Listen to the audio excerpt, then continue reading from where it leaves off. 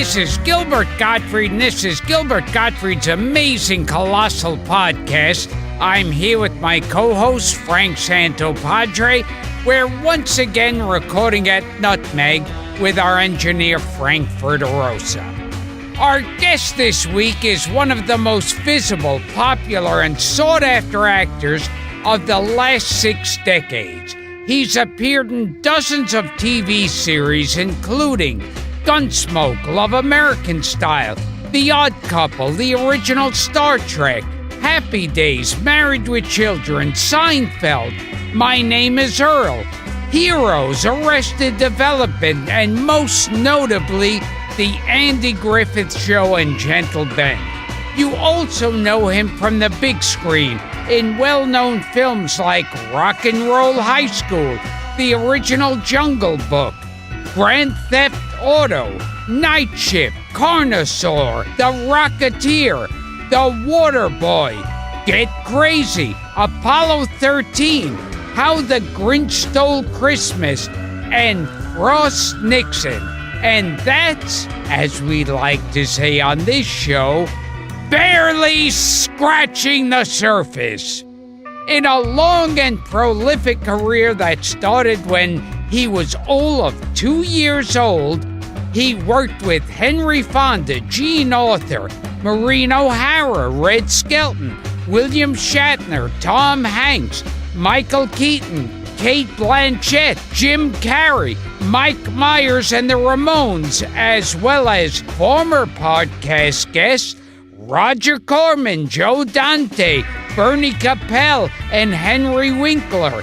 He's also shared the screen with some of our favorite character actors, including Paul Ford, Jack Elam, Slim Pickens, Phil Harris, David Jansen, Paul Winchell, and Ben Gazzara. Please welcome to the show and raise a glass of Tranya to... I think it's Tranya.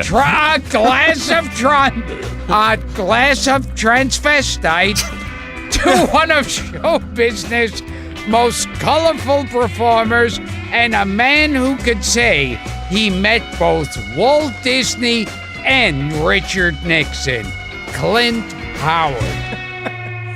Wow. Well, thank you, Gilbert. That is an all-timer. I mean, you did barely scratch the surface, but you got a lot of stuff in there. I really appreciate it. You've done a lot. So, is there anything else to talk to you about? Yeah. Okay. You actually nailed most of the character actors that I've had a chance to work with, and surprisingly enough, been watching a lot of the old things with like Strother Martin and Slim Pickens. There was an episode from Gentle Ben where Slim Pickens was the guest star. And my grandfather, who had never flown on an airplane before, he was in Kansas and Oklahoma. He flew to visit his son, my dad, and me in Florida. And Grandpa had never been on a plane before. He'd never been around show business before. Dad gave the second assistant director $35, which was the fee for an extra. So Granddad got to be an extra in the scene with Slim Pickens, and they put Granddad right in the money spot behind Slim Pickens. And Granddad didn't screw up. He was a good extra. He didn't look at the camera. He was solid. And I now have a legitimate digital memory of my grandfather, and in the past, it's been still photos. Wow. With Grandpa with Slim Pickens. Yeah, and he was a good extra. And he had instincts. I'll tell you one more thing is that when he got that $35 in his hand, his entire attitude about show business changed. He was always skeptical, and then until he got the $35 in his hand, and he said, well, that's really good business. And now let's talk about, because it is your whole family is in show business. So your father is Rance Howard, character actor. Yep. And, of course, your brother, Ron Howard, from The Andy Griffith Show and Happy Days. And a million other things. Plus your 2 nieces now, Paige and Bryce. Well, yes. Bryce is a very much a concentrated working actress, and she's been in a couple of huge movies, and I think she's Jurassic a little underrated. World. Yes, Yes, I mean, indeed. the greatest grossing movie of all time, and they're actually doing a sequel right now. They may be doing 2 sequels. She's really working hard. And Paige, who is very good, and it's not a break, but she needs to get just the right part and she's not a specific kind of all-American girl type. I think she'll be a comedian, but she's a little edgy. So I wish her the best. I mean, I certainly wouldn't recommend being in show business to anybody. It's way, way, way too, I don't know, insecure. That's a weird thing. Like, people ask me, like, would you want your kids? And it's weird. It's like, to me, I would want my kids in show business if they could be assured by contract that they'll all be big, rich stars immediately. Those are the only terms you'd let your kids go to show business. I want them to face no rejection and It's very no loving. criticism. So you're a loving dad. So you're really living in a fantasy world. Yeah. Yes. Why should today be any different? Well, I'll tell you what, I'm actually very fortunate because, first of all, I had a great example, an older brother, Ron, 5 years older than me, who was doing all the childhood acting things. And it's a little like a kid with an older brother playing sports, playing baseball. I could see him do it. I knew how to do it kind of by him. And Dad, of course, was a mentor. But Ron was a really good example of how to do it. So I had a head start. I knew about competition. I knew that I'd go into an audition and there was going to be, 15 losers and 1 winner. And I would get hurt emotionally for just about a day when I wouldn't get an audition. Oh, geez. It's interesting because the Howards are kind of an acting dynasty. You guys are a little bit like the Barrymores at this point. Yeah, and probably in total we've been rejected, a couple of thousand times in our lives when you total it all up. Mom went on 100 commercial auditions before she got her first commercial, which was an International House of Pancakes, Rudy Tooty Fresh and Fruity commercial. Yeah, but your mom acted quite a bit. She was in Matilda. She's in Roseanne. My mom went on 100 commercial auditions where they said, "Thank you very much, next." And it's Ron Howard's. I mean, she didn't lead with it, but It's kind of apparent, Mrs. Howard, and yet it didn't matter. This business is rugged. If you're not right, if somebody might get fired if they hire you, they won't hire you. Start off with Ron's first part. Well, Ron was about 4 years old, and he did a movie in Austria called The Journey with Yul Brynner and Deborah Carr. Complete accident that he got in the movie, and it was a one-time thing, but he was a natural. And it was an accident. Dad was making the rounds in New York, and it was back in the days when an agent wouldn't make an appointment for you. You would just go around yourself and meet the casting directors. And Dad went into a casting director's office, and it was a room full of kids. And Dad left a little note saying, "Oh, I'm sorry, I missed you. We can do another time. We'd like to talk to you about a thing you're doing," or several parts that this guy was casting. And as a PS, Dad said, "I have a son who is a terrific little actor." Now, Dad had been on Broadway in Mr. Roberts, and by osmosis, he played a character named Lindstrom, and it was his big break. But Ron had learned a Doc Pulver scene. So Ron was this little 3-year-old kid who could play Pulver in Mr. Roberts. And the casting director called Dad back and says, "Are you kidding about your son being a good little actor?" And Dad says, "Well, see for yourself." And he killed at the audition.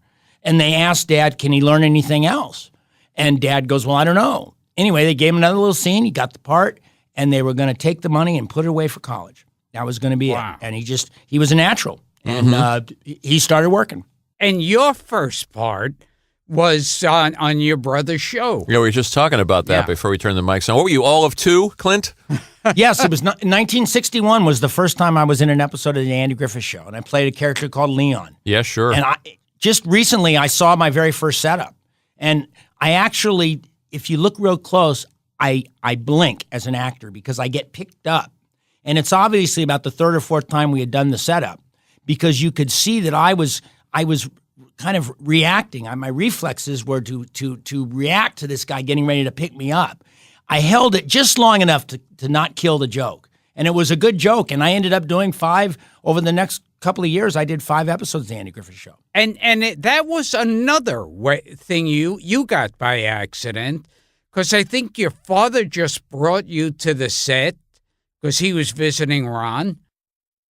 Yeah, no, well, actually, I think it was that Mom, Dad would normally stay with the actors. I mean, Dad generally raised us. I mean, Mom was there too, but as an actor and as the father, Dad was involved. Now, when Dad would get a part, Mom would have to come in and go down to the set. At that time, I believe I was being babysat, and I was brought to the set, and the director, Bob Sweeney, saw me and instantly thought of an idea that would get a laugh, and it was me.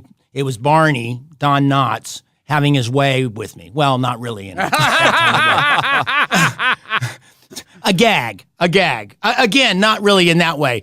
No. So Don, they got quite a bit of mileage and quite a bit of laughs out of Little Leon showing up. Well, you used to offer him the sandwich, the peanut butter sandwich. When he was in jail. He locked himself in the jail in one episode, and here I was, out of nowhere, I'm handing him a peanut butter and jelly sandwich. And his famous kind of comeback was, "Not now, Leon." Like at some point he did take the sandwich. Mm-hmm. And I heard you were just wandering around the set in a cowboy outfit. The same thing that you see me in the show. I was just, listen, my dad was born on a horse, basically. I mean, and so I played cowboys and Indians, and that was the outfit I wore when I went to the set. And I was just, wandering around the side, not the sides, the flats, and playing in the sets that weren't being used. And Bob Sweeney saw me, and actually just the following year, it was maybe 65. I was in a TV series called The Baileys of Balboa with Paul Ford. Oh, we know that one. Holloway. Yeah. It's come up. And it was the last year of black and white. And actually they gave it a really lousy time slot, but I was comic relief, and I was about I was a 5-year-old kid, and they did 13 episodes, and I've seen them. And it was pretty funny. Paul Ford. Paul Ford and Sterling Holloway. Yep. It was a different era. They stood there and told jokes, and yet color had come along, and then the guy, the president of CBS at the time, had a personal beef with the guy who was Jim Aubrey. Yeah. It's so anyway, infamous. the show went away. Yeah. And it was like a comedy, and they gave it a 10 o'clock time slot. Well, there was some controversy that he was favoring certain producers, and there may have even been some mob connection. Do you remember Cliff Nesteroff telling us about this? Yes. Keith Brazell was involved? Oh, that's right. Yes. Well, so was I. That was my career. Now, I've got a question that neither has to do it directly with you or directly with Ron, but I have to have an answer. Did Andy Griffith and Frances Bouvier, who played Aunt Bee... Oh, Bavier. Yeah, Bavier, hate each other? That's what I heard. Hate? Yes. They didn't talk. Frances didn't care for Andy, and Andy didn't care for Frances. I mean, I don't know whether it was hate or not, but it was, Frances kept it very professional. And I think, listen, I was not around. I mean, first of all, I was around. I was 2. I don't remember. Right. And then pretty soon I went off and worked on Gentle Ben, because there was a time when I was working on Gentle Ben and Ron was working on the Andy Griffith Show, and we were doing it simultaneously. 1 year or 1 week, Andy Griffith finished #1 in the Nielsen's, and Gentle Ben finished #2. So that was a big highlight for the Howards. But yes, it was cool. It was very cool. And Frances the whole time was not Aunt Bee. I mean, she was not everybody's favorite aunt. She wasn't like friendly to others and not friendly to Andy. She was cordial, but she and Andy just didn't talk. Interesting. I wonder why they were oil and water. Frances was an interesting person. Ron has told me a little bit about. Ron went to try to visit her one time after she had retired, and she had moved to North Carolina and was living above an antique store. And Ron purposely kind of made a trip to go and visit, And Ron saw that there was somebody in that apartment above the store. Ron saw the person look out the window, and Ron knocked on the door, and the woman wouldn't answer. So Ron could never get a direct contact with Frances since the show. So listen, a lot of times people can have enough of show business. People can flip the bird to the business, and Frances may have done that. Interesting. You want to talk a little bit about Gentle Ben? No, I want to keep talking about Francis Bouvier. Bobby. Yeah, Bouvier. Well, I wish I knew more about Frances, but the fact is I was little and she was an enigma. Now, I can tell you about some of the famous boobs that I've been in the breast of. Yeah, Gilbert's interested in that. Yes. Tell us that. I was in the bosom of Maureen O'Hara for the better part of a week because I had a crying scene. And my goodness, we did a lot of coverage of that crying scene. And I was about 13 years old at the time, so I was well aware of Maureen O'Hara's prowess as a mother. Also, Vera Miles, and I know that's a name that's a blast from the past. A runner-up in Miss America. A couple of years before that, she played my mother, and we had a horrible tornado come through, and we were down in the storm cellar, and we were down there shooting for about a week, and I was crying the whole time, right on her bosom. So you had a very happy childhood. Vera Miles from Psycho. I'm very grateful. I've emoted on some of the best breasts in the world. Let's ask about Gentle Ben quick, Clint, since you brought it up. I did not emote on his breast. No. But you have so many interesting things to say about that experience. For one thing, you like to say that the bear bought your house, which I get a kick out of. Yeah, well, the reality is my parents. Because my mom and dad felt like that the money that both Ron and I earned as little juvenile actors was ours. And like Dad paid for our school clothes, Dad paid for our school books, and Dad paid for our food. And when we were 18, Dad shook my hand and said, good luck. But what that did is it kept, I had my pool left over from childhood. So the bear bought my house. Now I spin it. It's gone. But at one time the bear did have. I've since gotten another house. But there was one time where I went through life kind of as a knucklehead. I see. Did you watch Gentle Ben as a kid? Oh, not that much. Yeah. Not as much as Andy Griffith. Yeah.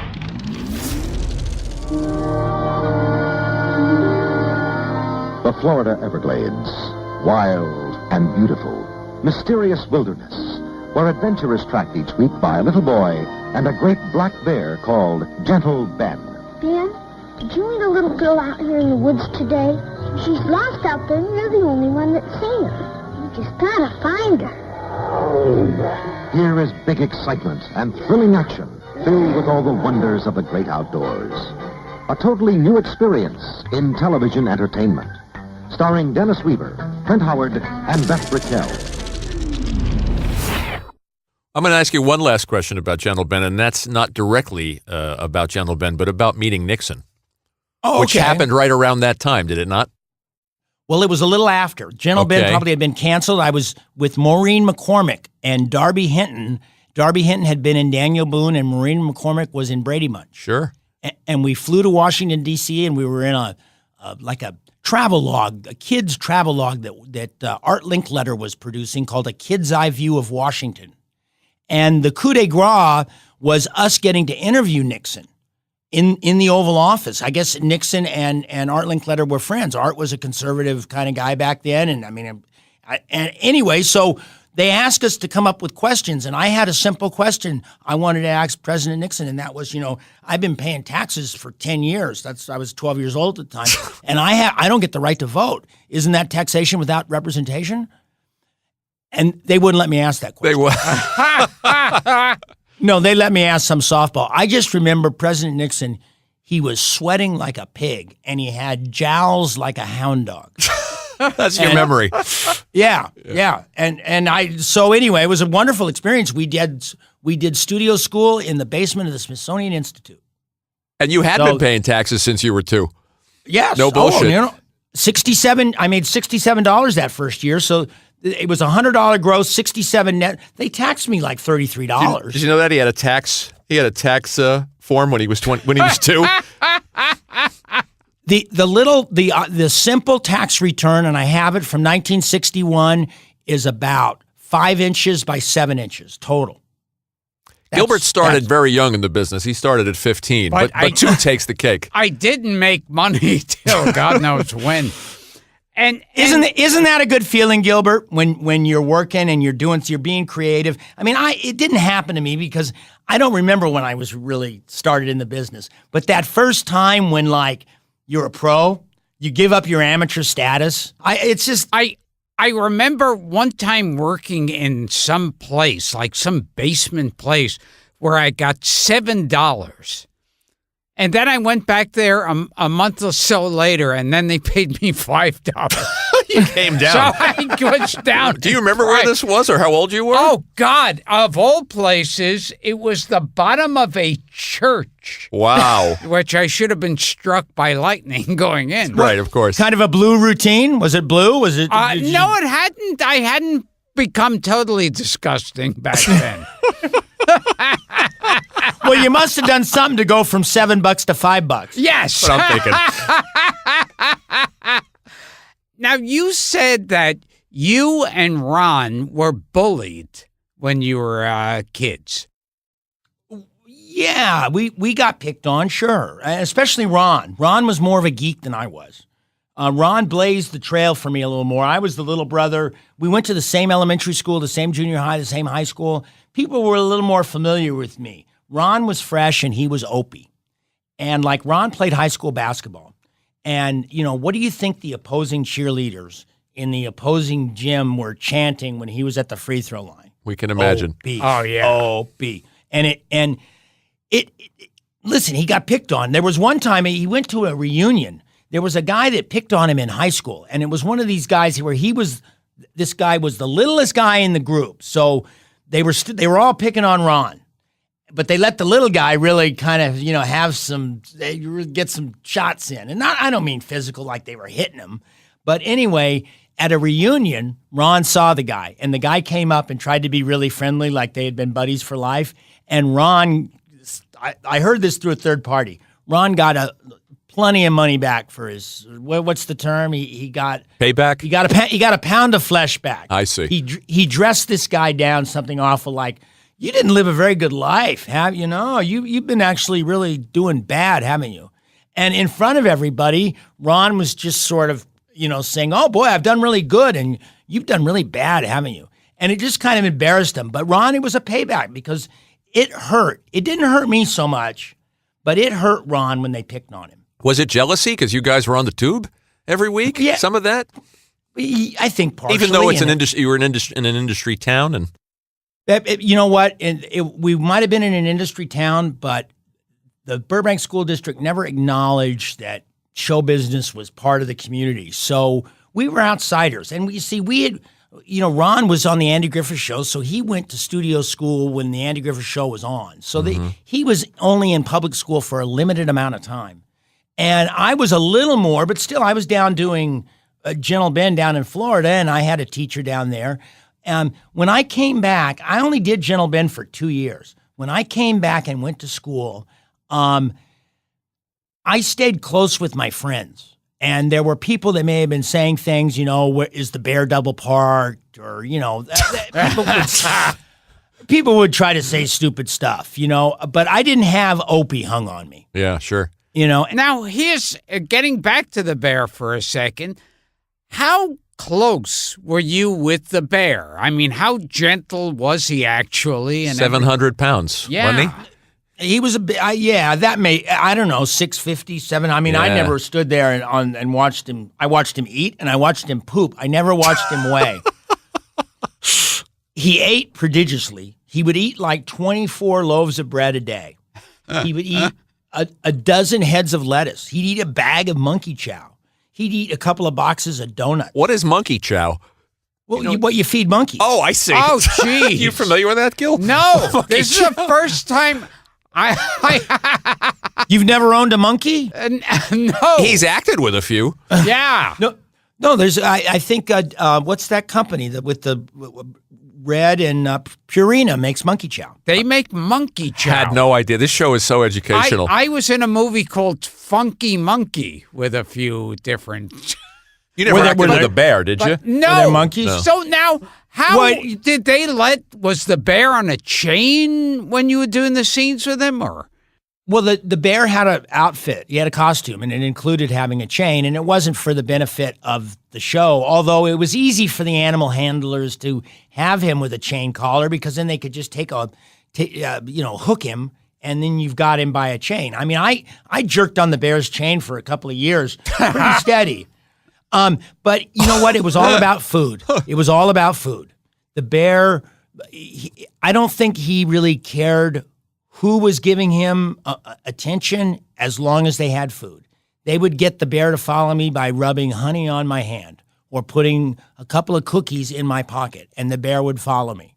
And the bear would take a lifesaver out of my mouth. And wow. they would call it a kiss. I would call it a trip to the emergency room, but that's another issue. But no, I got it. Listen, the bear was fine. The other bears, they had 3 working bears.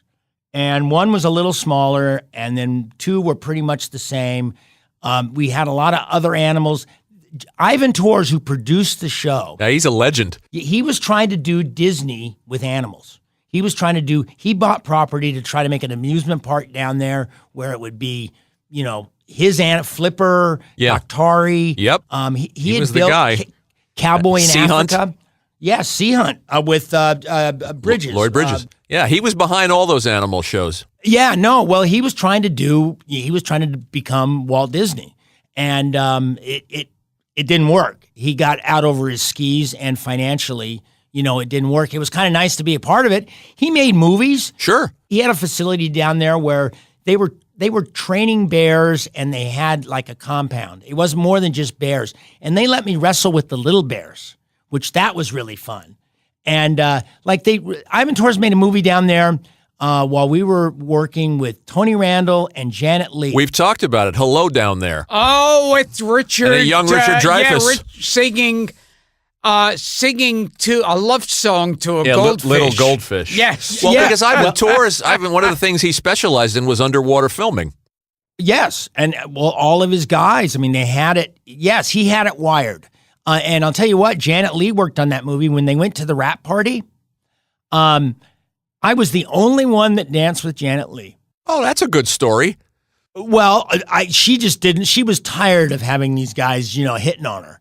So I think she kind of stuck close to me. I was 9. I don't think I was really, I don't think I was really hitting on her. Although Janet Leigh had a sizable pair of breasts. Yeah, but I was never on her bosom. I didn't act with her. I just danced with her. You should have started crying. I could have, but you know what? I don't recall any slow dancing, but I probably would have made my move if we would have had a slow dance. That movie has one of the weirdest casts with Merv Griffin and Jim Backus and Roddy McDowell. Yeah, it's jaw-dropping. Ken Berry, our friend Ken Berry. Really, and Charlotte Ray, who we had on the show. Ivan was not afraid to hire names or, we had some obscure, not really obscure, but we had old, interesting New York actors that were guests on Gentle Ben and guys that you normally wouldn't put in an adventure show. First of all, in baseball, there was Bob Gibson. Bob Gibson did an episode. Oh, yeah. In football, Bart Starr came down and did an episode. And you're a baseball guy, so you must have appreciated Bob Gibson showing up. I've got his picture and his autograph in my office. That's cool. And That's Bart cool. Starr too. I wasn't big enough to play football, but like Al Salmi, Strother Martin came down and did an episode. Remember Albert Burt Salmi? Reynolds. Oh, yeah. Yeah, sure. Strother Martin, we love. Strother Martin's great. Burt Reynolds did an episode. Wow. It was a terrible episode, except the bear bailed us out. It was the greatest last 4 minutes. The bear did a fight with a cougar. And they shot it well, and it made up for all the overacting that Burt was doing and all the bad acting I was doing. Ben saved that episode, so Ivan wasn't afraid to bring people down and put them in shows. Ivan produced the movie, the Tony Randall movie. That's right. He was a real P.T. Barnum character. I've read up on Ivan Tors. Hungarian guy. Yes. And very, yes. very eccentric, very interesting fellow. Yes. I talked to him later in his life, and he kind of was speculating that there was going to be 1 billion people wiped off the face of the earth. They were going to, that the herd was going to get thinned. Right, Ivan. That's great, Ivan. Good And for you. Anyway. Part of your immortality is you were a regular character on Star Trek. No, he was a guest star on Star Trek. Star Trek. Well, and what was your character?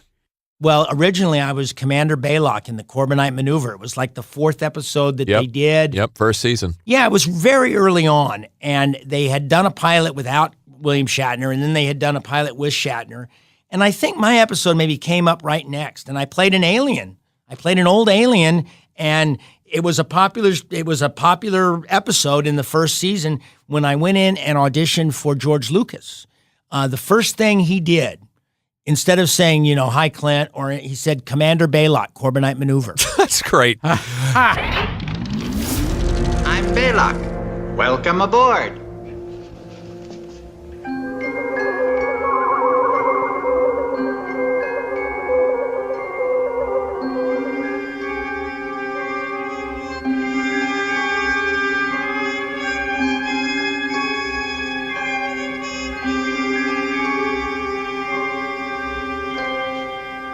I'm Captain Kirk. And McCoy and Bailey.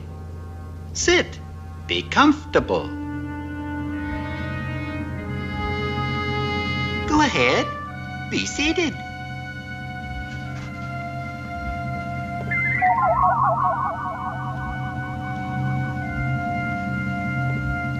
We must drink. This is Tranya. I hope you relish it as much as I.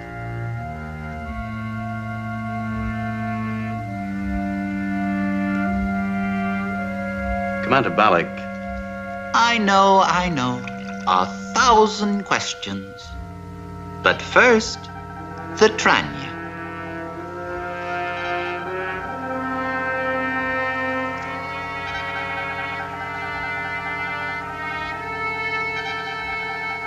Gentlemen,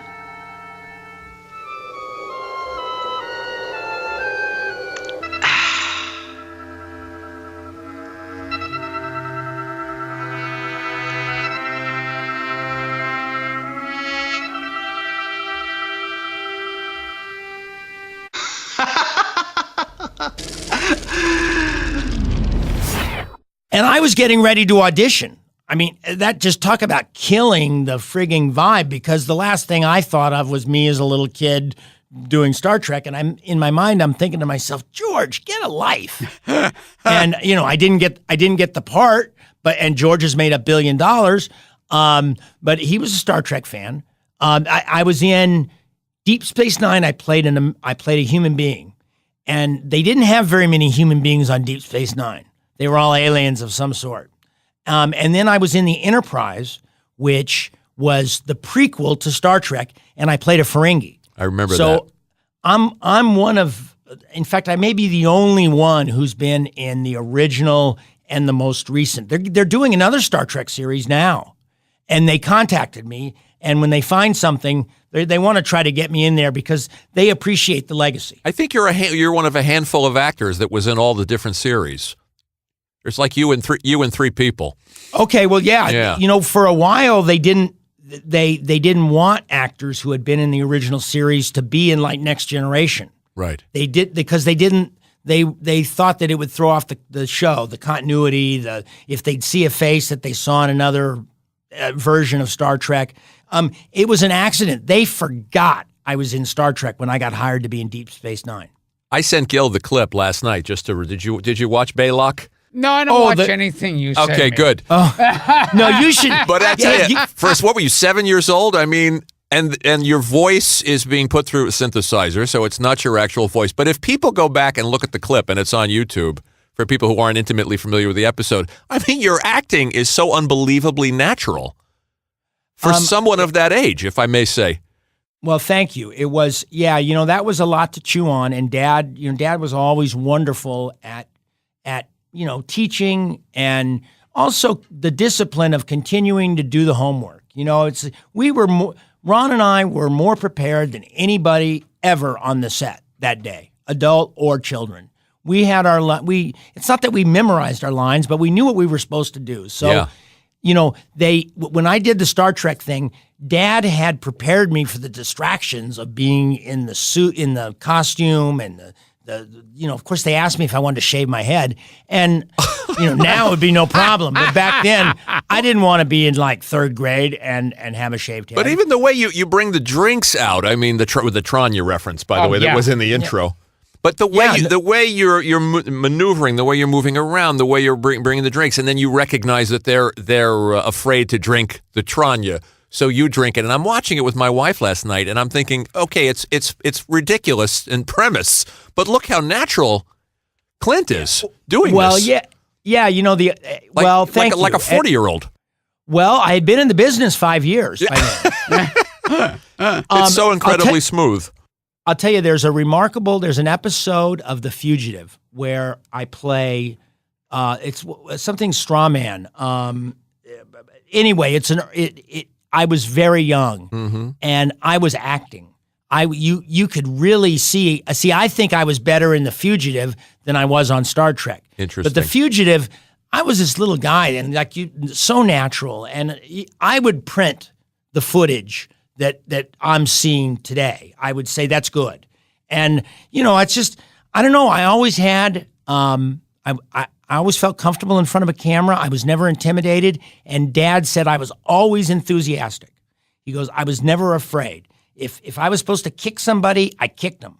If I was supposed to yell, I yelled. So, I think shyness, at least for juvenile actors, a lot of them don't get hired because they are, television wants people big, and I fit the bill. And also I had very, very blue eyes and I had a lot of hair. You were both adorable kids. Do you remember anything about David Jansen? No, I honestly don't. That was at a time in my life where I have vague memories of being in the business, but nothing really sinks in permanently till I was about 6. I remember Star Trek. Right. Well, what were you, 7 when you did Star Trek? No, probably 6. 6. I hadn't turned 7 yet. That was before we did a movie called Gentle Giant, which was sort of a pilot for the series. Sure. And that was with Vera Miles. Another wonderful experience to fine-tune my acting. So we did the movie. Before I did Gentle Giant, the movie, I did Star Trek, the TV show. And then once the movie came out, Ivan wanted to do the series right away. So that was sort of the chronological order. The Fugitive came first. I also, when I was little, I was about 5. I did an episode of the Bonanza called All Ye His Saints. Oh, you did the Christmas episode. I throw my shoulder out, patting myself on the back. What do you remember from Bonanza, other people you work with? That Michael Landon was really a nice guy, and so was Dan Blocker. I remember Lauren kind of stepped into it and kind of acted like a movie star, and I kind of wondered, why is he acting the way he's acting? But Michael Landon was, first of all, I was always a little kid. Everybody's nice to a little kid. Yeah. I mean, I never had anybody like spit tobacco juice on me or anything like that. But no, I remember Michael Landon. My memory, he was a great dude. And then I remember we flew up to Tahoe because Pernell Roberts had left Bonanza. Oh, sure, I remember that. They were afraid they were going to lose their audience. So they decided to spend a little more money. They were going to shoot a little bit more up in Tahoe, and they were going to give Michael Landon a little more to do as Little Joe. And we went up to Tahoe, and I remember distinctly my dad got off the airplane and put $5 and nickels in the slot machine at the airport, and he lost. And he was mad, and he didn't bet again. I mean, my dad has the willpower of a saint. And like Dad put some money in the slot machine, didn't win, and then he didn't bet anymore. Didn't try slot machines anymore. But I do remember him putting the money in the slot machine. Wow. Your dad, I just want to mention your dad quickly, too. He's done a million things, and people can look him up, and they won't believe how many credits he's done and what he's accomplished and how long he's been around. But I particularly like him as the farmer in the Seinfeld episode. Yes. Oh, yes. You have a memorable Seinfeld episode as well. Oh yeah, Ann Landers sucks. Yeah. Is a go-to signing moment. You know, Yes. people when they want to get the Seinfeld picture signed and they want me to say something, I just say Ann Landers sucks, and it seems to really everybody appreciates that. And your dad does comedy well. Well, yeah, Because that wasn't his listen, background, really. No, Dad, courage was his background because he went from being a hick in Oklahoma with very little experience to New York City, where he stayed in the business. He hung in there. He caught a couple of breaks, and he just hasn't made any mistakes. And you said that you and Ron, when you discuss your father and his struggling years, you think neither one of you would have the strength that your father had. No, no. Ron and I have said to each other, and we figured it out on our own, that we probably would not have gotten out of Oklahoma. Ron probably would have been a school teacher, maybe a high school basketball coach. I don't know whether I would have made it. That Oklahoma, it gets awfully cold and cabin fever, and it's not the easiest place in the world to live. I'll tell you what, I am so grateful that Dad did what he did, that he pursued the dream. And he, first it was New York, and then it was Los Angeles, and all the lessons I've learned and all the wonderful adventures I've had. It's just, if I catch myself like being angry or being bitter, I stop and go, man, I'm an a-hole, because, I have nothing to complain about. That's nice. And you also told a story that you and Ron got in when you were kids, were getting into a fight. And your father split it up and taught you a lesson. I'll tell you what, Gilbert, Dad, it wasn't so much what he said, it was the way he said it at those critical moments. And we were fighting about baseball cards. We couldn't really fight. He's 5 years older than me. Yeah. When he was 10, I was 5. He could kick my butt. It wasn't until I was about 20 that I could really turn around and kick his ass. But that's another story. Dad pulled us apart, and he held it for a second, and he said, boys, when you grow up, you're going to want to be friends, so why don't you just knock it off? And it was like Ron and I immediately stopped. And Dad had somehow, it wasn't, again, what he said, it was the way he said it. And we looked at each other, and, we kind of forgot what we were fighting about. I tell you what, and this is in print, and I'm not spilling the beans. I urinated on my brother. Wait, hold on. Well, Gilbert's done that to me during the show. How maybe did to this Gilbert. start? Tell us the whole story. Well, my memory is vague because I'm young, but he was laying on his bed, and I jumped up on it, and I thought I had a water pistol in my hand, and it wasn't. And I hit him really good, and he started kind of crying and yelling, and I stayed there. I thought it was a game, and Dad had to instruct me that no, it is not a water pistol. And I don't even think I got a spanking. Because I was honest. It was like I didn't try to deny it. So I don't even think his wife has done that. So I'm a big winner. So you pissed on Ron Howard. Yes, I have. Yes. Did you ever audition for Ron Howard in your travels, Gilbert? No, and Ron Howard has never used me. And could you call him and tell him to go fuck himself? Okay. Well, that happens a lot, Gilbert. He hasn't hired me for a while, but we could do a chorus. We could get together and like a 1, a 2, a 1, 2, 3, 4. Fuck yourself. He's always been really a great older brother. He's made his last 4 or 5 movies in Europe, and if he's hired Americans, they've been, number 1, number 2 on the call sheet, which, Gilbert, you and I aren't number 1, number 2 on the call sheet. We're 87 on the call sheet. So Ron hasn't had the opportunity to hire me. He's developing a movie that would be done here in the United States, and it's right in my wheelhouse. So okay, good. It would be a role for me if he can ever get the darn thing financed. I love the Beatle documentary. Tell him. I will. It's just great. Yeah, well, yes, Ron. You know, he won a Grammy for that. Oh, it's My brother who is not a musician of any kind. He's got a Grammy, and that just pisses me off. well deserved. I'll tell our listeners, check out 8 Days a Week because it's just terrific. No, you know, and Paul McCartney was one of the producers, and the thing is, what Ron, when he met with Paul, and it was like everybody knew there had been 100 documentaries made about the Beatles that had been authorized. Yeah, They needed to do something special. They needed to try to take a different angle. And I think Paul, through some of Paul's interviews, it helped a lot. And I know privately, Ron was really impressed. It's perfect. Ron was really impressed with Ringo, too. He said, man, that man is sharp. And, you know, we're starting to, listen, Ron lost his father-in-law. Ron lost his mom, our mom. Dad's getting older. And you see Paul McCartney, and when you're with him, you know, he's not a young guy. 75 this week. Rock and roll, baby. Yeah. It's amazing. It's amazing. So you know, Ron has a lot of respect for them, and I think they helped make a really nice documentary. Ron feels like that the documentary is very important. And as a business, Ron and his partner, Brian Grazer, are starting to do more documentaries. There was a doc about them years ago called The Complete Beatles, which you can't even find anymore, narrated by Malcolm McDowell. And I thought no one will ever make a Beatle documentary as good as this, but Ron topped it. It's really terrific. Yeah, no, well, listen, you obviously, I mean, I've only seen a few, and I admire the Beatles, and I'll listen to their music now and go, wow. When I was in my early 20s, I was not really a Beatles guy. I was a harder, edgier, Alice Cooper, David Bowie, Lou Reed.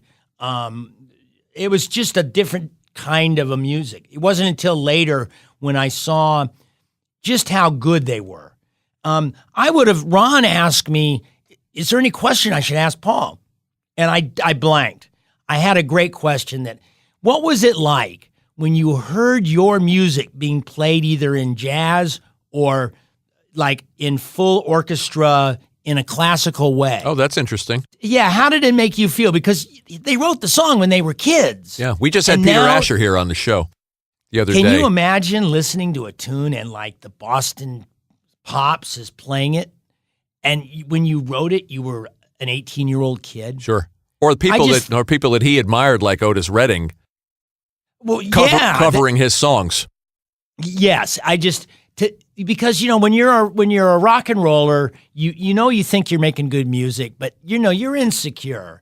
And by God, some great jazz musician is taking your tune and doing an authentic jazz interpretation of it, it's got to just make your chest puff out. And even though it's not as cool or as prestigious, it's got to be an interesting feeling to hear your music when you're on an elevator. Like when they just got the music pumped in. That's interesting. Well, yeah, you also hear a little cash register go off. Oh, yeah. Exactly. It may be pennies, but there's a lot of elevators. Wouldn't it be great if they did that with comedy bits? Oh, if you were in an elevator. They'd have a little mechanical voice. All of a sudden, the Ben Gazzara bit started playing while you were in the Time Life building.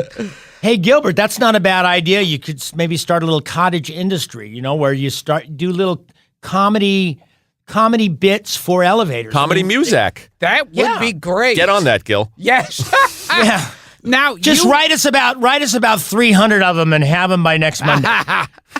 Now, you worked with one of our former guests, the very crazy and prolific Roger Corman. More than once he did. Yes, I worked for Roger Corman a bunch when I was in my, late teens and early 20s. Roger made movies and hired, and he always paid minimum.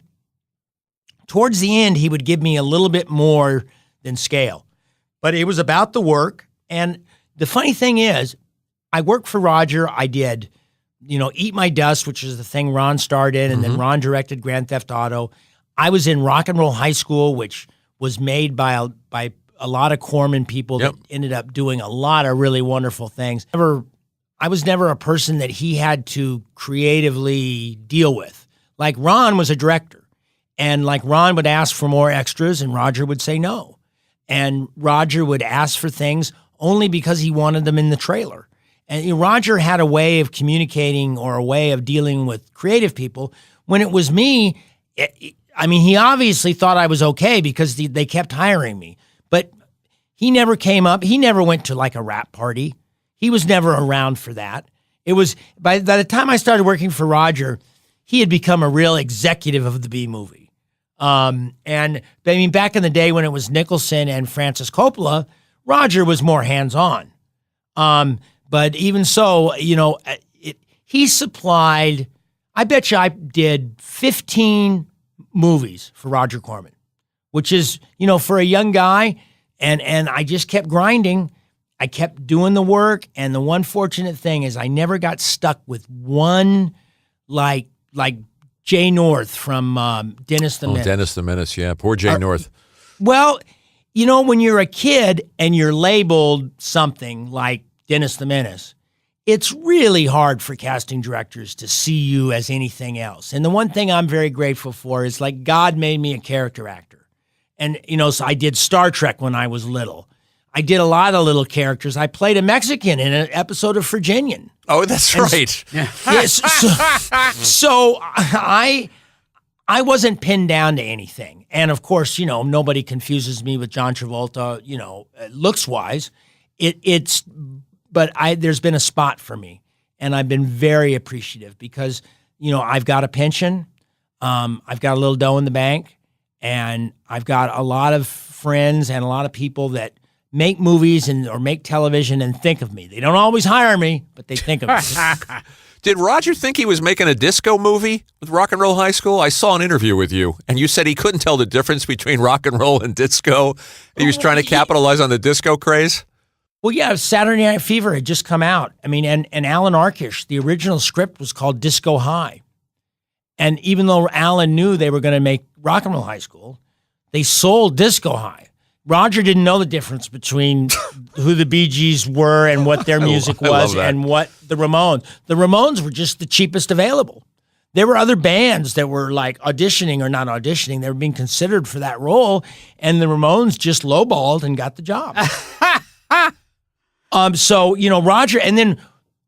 Roger ultimately didn't care. The explosion of the high school, Roger got the elements he needed to sell it. And that's all Roger cared about. It's a fun movie. My man, it's good to see you. Good to see you. How are you doing? Good. Well, have a seat. Have a seat. Jeez. So what'll it be for the star quarterback of Vince Lombardi High? Fake ID? Get your liquor in any state? No. Hall pass? Test answers? No, that's not going to solve my problem. It's been like this all morning. Ever since Togart took office, the whole school's in turmoil. Well, look at this. Fake IDs down 50%. Test answers down 60%. Hall passes are falling off the board. Let's get back to you. Tell me exactly what you want out of life. I want someone with huge breasts. The sweet, staring, passionate youth. He's still making movies. I know he's indestructible. He's in his 90s. Oh my God! Yeah, still turning them out. Well, you did one, didn't you? Didn't you do one of those Sharknado versus did two Sharknado? Oh, I don't think that's Roger. I thought you did one of those other. He does the shark versus octopus, and he's got all that stuff going. Oh, he'll knock off anything. That's Carnosaur. Carnosaur, right? Direct knockoff example. Jurassic Park. That was with by Laura Dern's mother. That's right. Diane Ladd. Yeah, connection with trying to be Jurassic Park. Yeah, well, I think Roger paid her a little bit more than other people. The only person I ever worked with, or not even wasn't a person, it was the special effects guys, and it was just a boatload of chickens at a poultry place up in Moore Park. And what they did is they just had this dinosaur in the foreground in front of the camera. And it was just old school illusion. There was no special effects except it was a little puppet dinosaur that came down into frame right at the moment that my head was getting bit off. And then they had a shot of a headless guy, spinning around. It was really cheesy. Roger was just cashing in. And You know, and I remember. Have you seen Carnosaur? Yes, Of course. yes. I had a feeling. And I remember it had some great scientific validity. Because she's playing like a brilliant scientist, and she wants to bring dinosaurs back, and her scientific reasoning is because I like dinosaurs more than I like people. And I thought, oh, there's a lot of thought went into this. Clint is cracking up. I don't think that Roger really cared. I think Roger knew that if he could do a poster with a dinosaur on it and put blood on it, that he could sell it. And, it did okay because Roger made a lot of money, a lot more money than he invested in that movie. It was phenomenal what a keen kind of business idea. Oh, he's a genius. I was in a bunch of movies. He went through a period where he made gangster movies, and he made like 5 gangster movies in about a year and a half. And I was in a couple of them, but he did it. He amortized the sets and the cars.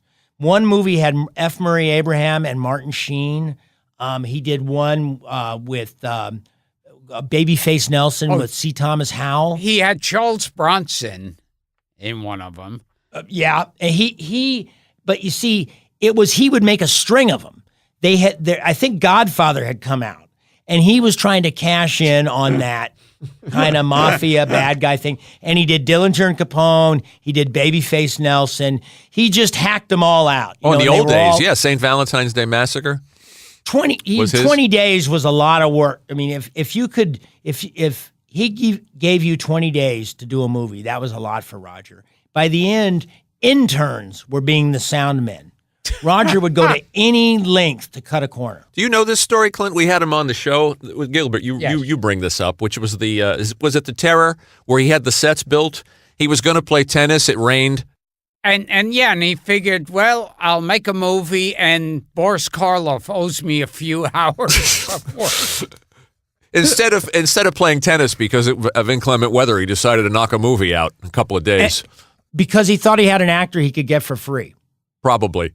Or less. Yeah. That Roger was, Roger, listen, God bless him. I mean, he has opened the door for so many people in the business. Oh, sure. But I was around three major players, and I'm not going to say who they are, except one of them was my brother.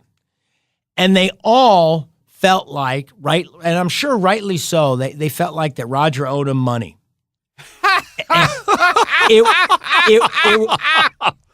A deal was made, a movie was made, a sale, a network thing. So, somehow Roger got away with like less. And they were sort of altogether railing on Roger.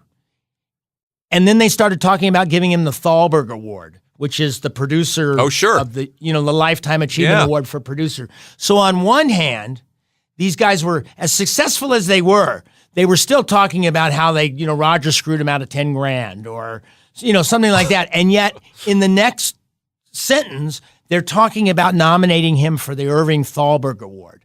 So Roger carries an interesting place in people's hearts. Most of those movies, Jonathan Demme had him in a lot of movies. Yeah. Ron's used him a couple of times in movies. And he's popped up in the Godfather movies. Well, that's Francis. That's Francis's connection. Yeah. Francis made a movie one time, borrowed Roger's equipment on the weekends, or, on the time that Roger wasn't using his equipment. Was that Dementia 13? Yes. That sounds right. I think Francis thinks that there might be a little bit still owed. He's not doing well enough. We had Joe Dante here and Bogdanovich, 2 guys that worked for Roger too. And the conditions were probably deplorable, and the stories are amazing, and the food was cheap, and that's how they got into the business. Sure. And since you bring up Life Achievement Awards, let's talk about yours, the one you got from MTV, which was a fun moment for you.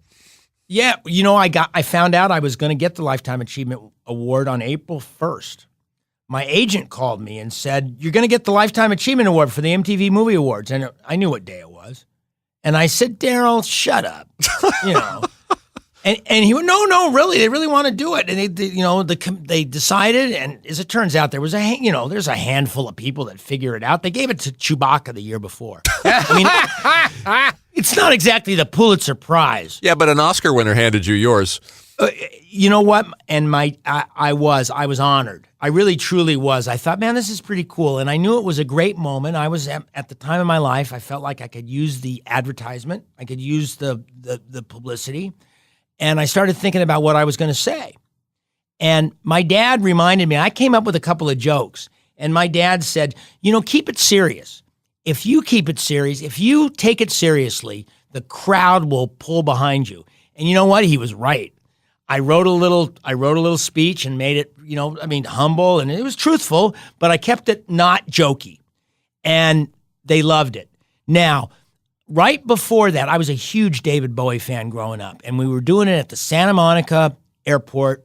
They have a hangar there where they do a lot of shows.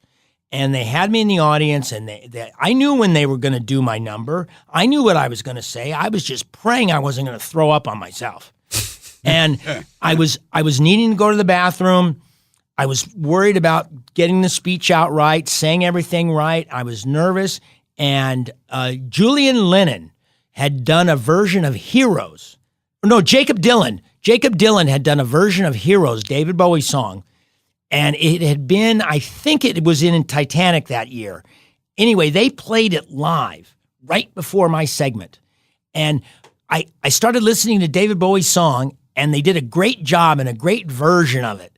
And I forgot my problems for a second. And the next thing I know, I heard Martin Landau say, "Ladies and gentlemen, Clint Howard." And it was basically, it's almost like I've got no memory. I mean, I kind of remember being up there, and I remember shaking Martin Landau's hand. I remember hugging somebody. But your brother was enjoying it too. Yeah, and he was eating it up. My brother was, yes, you know what he told me? He said, it's great to be at one of these and not be on the hook for anything. Because he wasn't nominated, and he had gone through a stretch where he had been to a bunch of award shows. When you don't win, it's no fun. Ed Harris, for like 4 years in a row, was nominated for Best Supporting Actor, and it was the first award that they would always announce, and he never won. And so he had to stick around.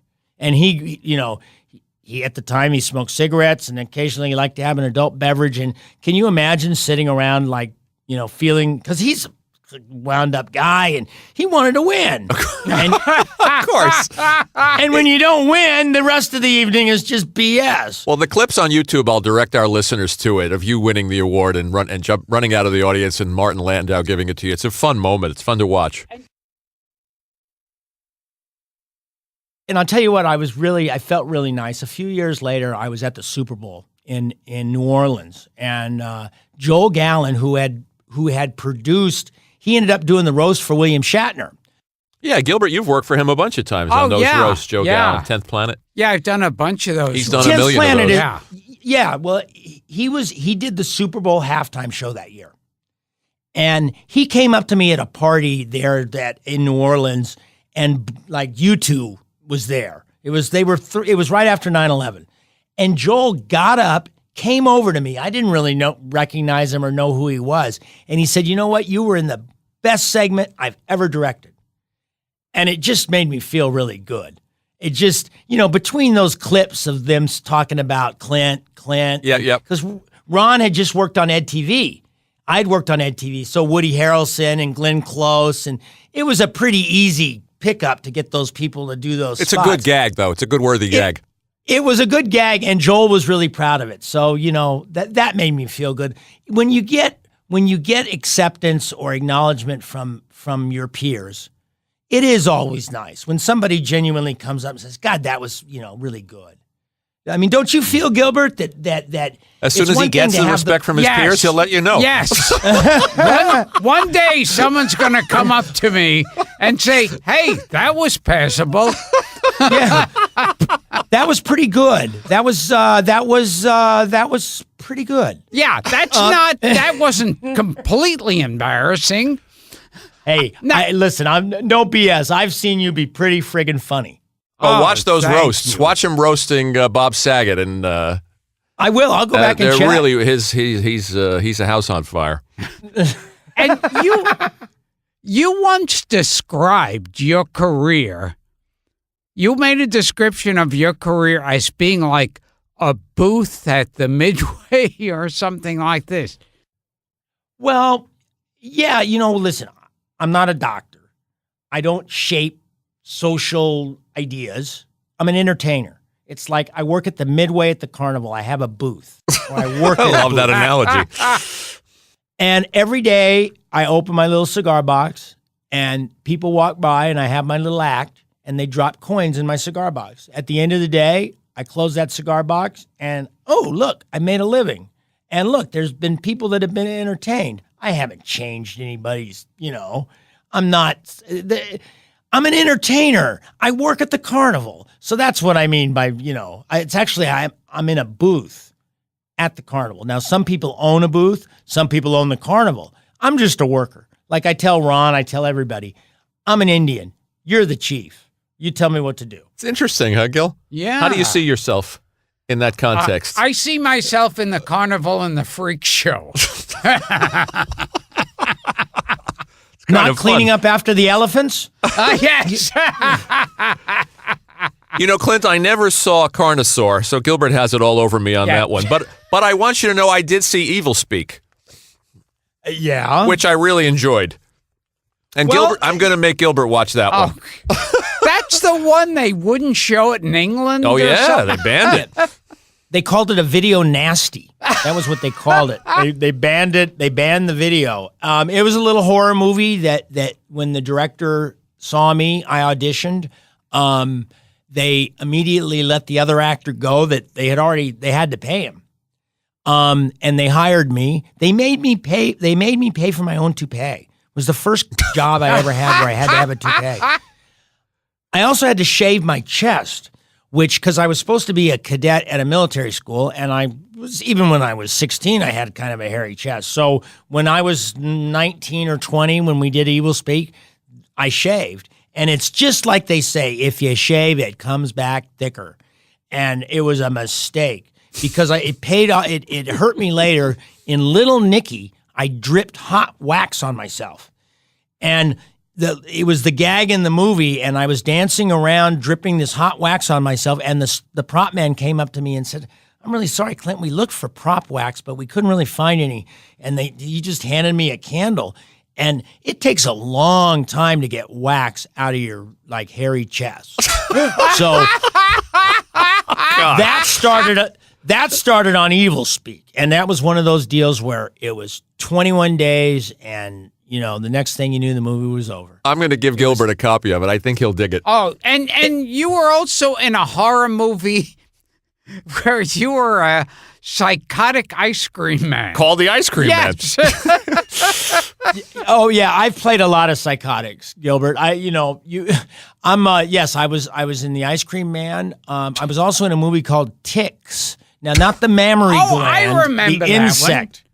Yeah, that actually was that played. Amy Dolan's was in it. That's right. There was an actor who's in it. Seth Green had a little part. Oh, yeah. Guys camping, and they got bit by these ticks on steroids. And where did the steroids come from? They came from me because I was growing weed out in the middle of nowhere, and I was putting steroids on the weed, and the ticks got into the steroids, and they got big, and first they bit me. And there was a great moment in Ticks where I yell right into a wide-angle lens with my face all contorted that I'm infested! And then this tick blows out of my cheek. So I've done a lot of a lot of prosthetic stuff with stuff coming out of me and me killing people. I raped a woman in a dumpster one time. I've never really gotten to make love to anybody, but I have raped a woman in a dumpster. So, I got that going for me. To go through your IMDb page, it's a lot of fun, Clint. And I like in a sports metaphor, you're a sports guy. You refer to yourself as a grinder, which I kind of got a kick out of. Hey, a grinder. I'm also kind of like a relief pitcher. I would gladly like to start, but I will gladly relieve, which is, come in. It might only be for one or two batters. It might be for an inning, and do your thing. And if it's a movie where you have the opportunity, it's fun to come in for a few days and build a character, take some chances, throw some curves on the outside corner. People seem to, people like it. I keep getting hired. Right. And then the wonderful thing about that is 3 days, and then that character's out of my head, that movie's out of my head, I'm on to something else. Right. Tell Gilbert the only A-list project you've turned down in your career. Oh. Do you know this, Gil? No. The only A-list feature.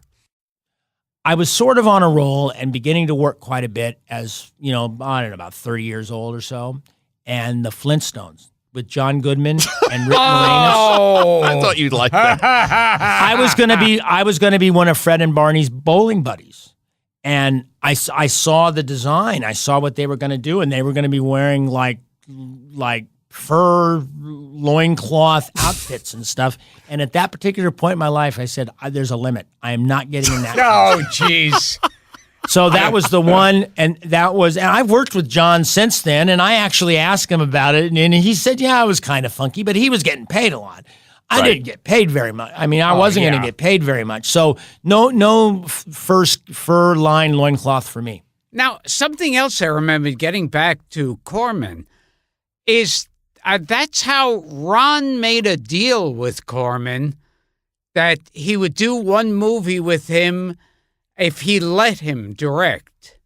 Well, yeah, Ron was on Happy Days, and Ron had a little power. He had a little oomph, and Ron wanted to direct. And the idea of if Roger could get 2 for 1, because Roger had this comedy called Eat My Dust, which was a teenage, a car crash comedy. And Ron agreed to be in that if he could direct the next one. And sequel or another movie, it wasn't a sequel. Eat My Dust was had a particular set of characters, and Ron and Dad wrote a thing called Grand Theft Auto, which was the only thing Roger wanted to call the movie Grand Theft Auto. That was the only requirement. So they built this story, and Ron got to direct it. And it was 21 days out in the desert and in Victorville. And like Cheryl, Ron's wife, was the caterer.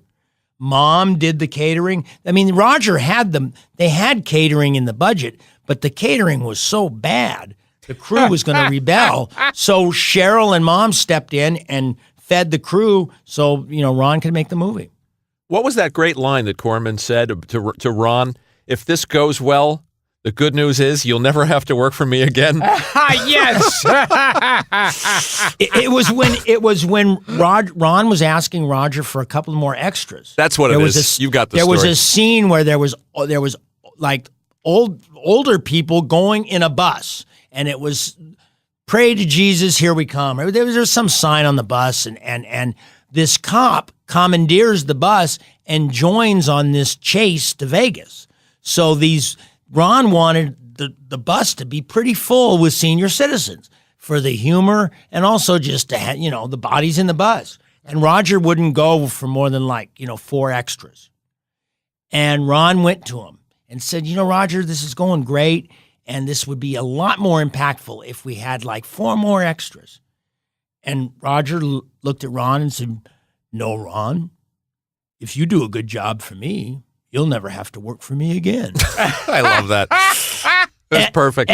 It was, and Ron turned around and got some of Mom's friends to be extras for free. And so, Ron finally kind of got the shots he needed. Roger didn't spend the money, and Ron never worked for Roger again. And you once did a movie that was filmed in an area that was so dangerous they had armed guards, I read. Yeah, no, that was Evil Speak. We shot down in the not a good part of Los Angeles. It's been improved now. They were building the 105 freeway, the connector road between that goes to the airport, and there was a church that was going to get demolished. The whole area was going to get demolished, and it was not a good area. They had to have armed security guys with shotguns standing by the honey wagon. And this was a horror movie, and the inside of this church had been recreated to be really beautiful looking. I mean, that was the idea, and the church was finally going to blow up and burn down. which is why they shot it in an area that was going to be condemned, or was condemned. And the old minister from the church, he long retired, he was an old elderly black gentleman. He came and saw what the inside of the church looked like before it was burned down, and he dropped to his knees and he thanked the Lord that his church had been returned. The fact is nobody had the heart to tell the guy it was going to get burned down like the next night. Gil, I think you'd like this movie. Oh, yeah. Evil Speak. R.G. Armstrong is in it. You know that actor? Oh, wait. You know him. Yeah. And also Luca Brasi shows up. Oh, my God. Oh, no, yeah, Lenny I think you Montana. might. And pigs eat the woman. Yes. Oh, God. Okay, I'm going to see it. Yes. I sever several heads. Yeah. I cut the heads off of several people, and there's also one fellow who gets his heart pulled out. He does. And I went to high school with Haywood Nelson, by the way. Oh, there you It's go. a little strange no. trivia. A little strange connection. You know, Haywood was a great guy, and he Good guy. At that time, he knew he didn't want to be an actor. Yep. Now, Yep. I don't know what happened, but he just decided he's not in the business anymore. From what's happening? You know Haywood Nelson. Oh, of course. Yeah. Hey. I think he was Dwayne. This is so weird. I was on some show today, and I made a reference to him. Why? I started at one point saying, hi. Went to Mineola High School with me. Yeah. So he's not in the business anymore? I don't believe so. And he was a young guy. He was probably only 20-something, 21 or 22 years old at the time. And he had decided, he had been on What's Happening. Yeah.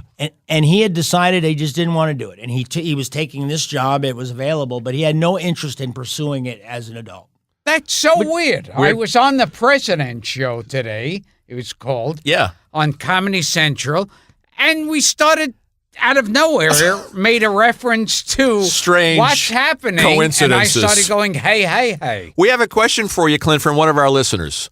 Okay. This is from we do a new segment called Grill the Guest, where we let our listeners. This is through Patreon, and we let our listeners ask the guest a question. This is from Will Harris, who's a gentleman who I believe interviewed your brother. He says, "This is the most Gilbert-friendly question possible. What memories do you have of working with the great Ben Gazzara on the death of Richie? When I interviewed Clint's brother Ron, he said that when he worked on the Smith Family, he found himself in Henry Fonda's good graces because he was, quote, Rance's boy. So did you ever find yourself on an actor's good side simply because they knew your dad?" Well, yeah, I worked with Hank. I did a film with Henry Fonda. So yeah, I was Rance's boy. Let's see, other actors. Yeah, well, listen, Ron blazed the trail in a lot of ways. Dad and Mom were introduced to each other by Dennis Weaver, and that was that was at the University of Oklahoma. And a Gentle Ben connection. Yes. And most famously known as Mr. Dillon. And McLeod. Yes. Yeah, McLeod. He was Chester. Yes, in he was. Yes. He had that limp. What kind of guy was he, Dennis Weaver? We meant to ask you about that. Dennis was a great guy, and Dennis was an early health food nut. You know, as far as he ate soy burgers, and he had barbecues that just you'd go hungry at his house because I ain't eating a soy burger. And he was very jovial, and he was certainly willing to go out there and work real hard. The Florida Everglades and the working on Gentle Ben wasn't easy. It was hot. And, you got to hand, Dennis wanted to work. Dennis was a family man. Jerry was his wife, was always around, his kids. He had a kid my age, Rusty. Rob was Ron's age, and Rick was a little older. So our families sort of were together. And we didn't play every Sunday together, but we were around. And so, I don't know, I never got a job. Like, I never worked for Andy in Matlock. Mm-hmm. I worked on Gentle Ben with Dennis. I didn't work with him again. So, a lot of times you just have to accept the fact that, yeah, we're friends and stuff, but if there's something that isn't right, of course, if you're not right for a role, you got to just let your ego park and just accept the fact that you're not in that one. At least that's been my experience. Good actor, so good, memorable in Duel, in Spielberg's Duel. Yeah, that's so funny. I was just thinking about that now. Yeah. That was when Spielberg was just proving himself. Absolutely. Good performance. And Duel is almost like the original Jaws. Yeah, A little bit. Duel had very little dialogue. If you really go back and look at it, there weren't a lot of actors, and it was mostly that tension. Yeah, it was and just a truck.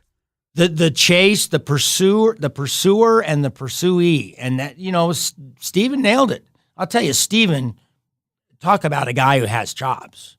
Steven could figure stuff out, and Ron's told me stories about like advice and ideas that Steven has given Ron that is like, wow, kind of thought I was smart, and it's like that angle is really, really smart. And I remember there's no rhyme or reason to Duel. It's never explained away. No. You're leaving scratching your head, but it's Very effective. An eerie thing to watch. Yeah. Very effective. It was a TV movie. I mean, it wasn't. It surprised everybody how artistic it was, because it was the shots, the impact shots, the shots of the truck, getting ready to munch the car, and Dennis's expression. It all worked great. Stevens made a few just absolutely brilliant movies. Yeah, more than a few. Well, what do you got? That's it. We're about out of bullets here, Clint. Well, you fired enough of them, Jiminy. I'm going to tell our listeners, too, to check out. This is fun. I know you haven't done it in years, but the Clint Howard Variety Show is hilarious. I'm very proud of those segments that we did. That was pre-YouTube, and now you can watch them on YouTube. Oh, they're great. Me and a buddy, a guy named Barry Kearson, and we did it together. We directed them, and I acted in them, and it was fun. Yeah, and you'd give your guests what at the end of the show? $15 and a turkey for all the celebrity guests. And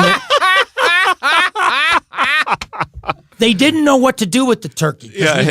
We would surprise them, and we'd hand them this like raw turkey that had been iced. And like Henry grabbed it. Henry Winkler, yeah. Andy Dick didn't grab it. Adam Sandler took it in stride. What Adam really liked was the money, because we gave him 15 $1 bills, and he hadn't seen a one in a long time. So, seriously, that's what he said. I got some tipping money.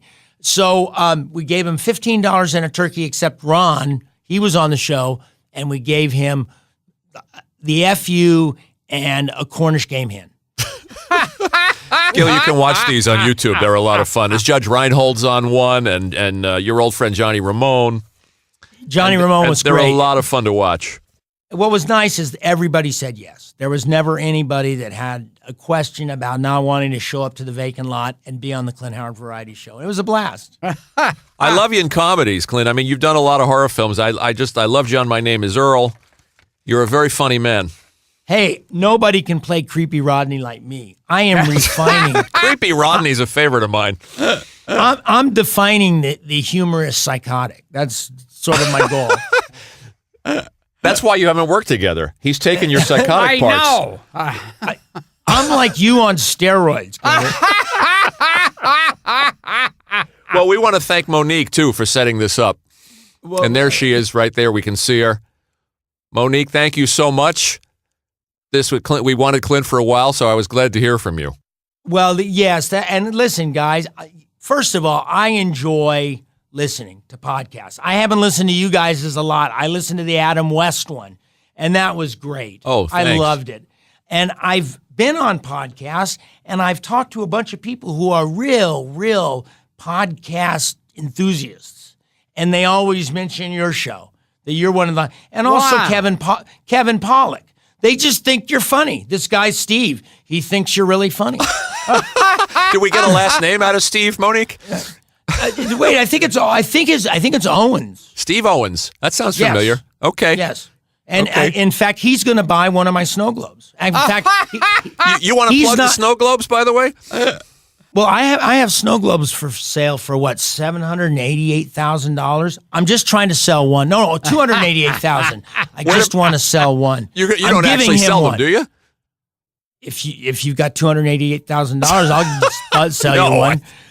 No, this guy Steve, he lives in Texas, and one of them traveled. One of them, somebody tried to fly, and it broke. Oh, so shit. I will give him to somebody if they won't take it on an airplane. This guy's going to fly out from San Antonio and drive back with a snow globe, and it was made in his honor. And I met the guy, and he's got a fascinating kind of career and a life, and he's kind of funny, and it gave me the idea for a snow globe, and I made it, and I offered it to him, and he took me up on the offer. He's going to come out and pick it up and drive home. Very cool. And I imagine you've seen Citizen Kane. Yeah. It just might be a snow globe reference. Hey, before you run away, Clint, we started out by mentioning Jack Elam. Can you tell us something super quick? Oh, yeah. The greatest dude as far as being a guy to look up to, because he was loosey-goosey. He played liar's poker. He was a gambler. So listen, good news or bad news, I don't know. Dad never complained, but Ron and I learned how to gamble, and he was really good because he was an easy-does-it guy, but he had a gambler's sense, and you kind of need an aggressive instinct to be an actor, because you know what? There's a lot of people there, and you got to step up, and when it's your time, you got to nail it, which is like a bluff or to make a move and win a hand.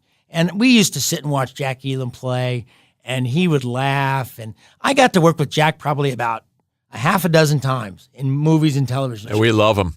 Yeah, what a treat he was. All right, my friend. Okay. Clint, you're a great raconteur. We appreciate this. Well, listen, I appreciate it too. And Gilbert, seriously, I have seen you do stuff, and I've seen the roast stuff, and your act works, man, and you're funny. Oh, thank you. Yes. Listen, whatever you do, I would just keep doing it as long as somebody's paying you for it. Yeah, that's basically my career. Well, then there you go. Then you work at the carnival too when they let you work there. Exactly. That's my thing. Sometimes I have to stand in line to get in the booth. And before I go, can you tell your brother Ron again to go fuck himself? For not hiring me. I'm writing it down right now. Hold on. You should have been John Nash in A Beautiful Mind. Yes. I don't know how Russell Gilbert Crowe. Gottfried says, fuck you. Yes. To Ron. Okay. Alternately, fuck we'd yourself. like to have him on. No, wait. One or the other. Fuck yourself. Fuck yourself. Yeah, go fuck yourself. Go figure it. Now, would you like me to sign it for you? Yes, if I send it in. Okay. I'm sure he'll be calling next week to get on your show. Yes. I doubt that. Tell him, Hey, listen. say, Ron, Gilbert says, fuck you and the entire town of Mayberry. Yes. You know what? He might go on the show now. Oh, yes. Clint, this was vastly entertaining, man. Oh, You're a great you, storyteller. Clint. Hey, well, thank you. Vice versa. Listen, you guys put it on a tee for me. Oh, you're the best. So, well, listen, go ahead. Go ahead. You go ahead. I was going to wrap up the show. He's going to wrap. I was going to tell you guys to all fuck off and take my headphones off, but I'll let you do the rap. Okay, good. Well, thanks for doing this. This was a treat for us. Hey guys, it was really, really fun. Thanks, you man. guys. I like going in depth. He's going to sign off. Thank you again, Monique. So, this has been Gilbert Gottfried's amazing Colossal podcast with my co-host Frank Santopadre. And we've been talking to an actor who's played a certified sex molester in more movies and TV shows than I want to remember.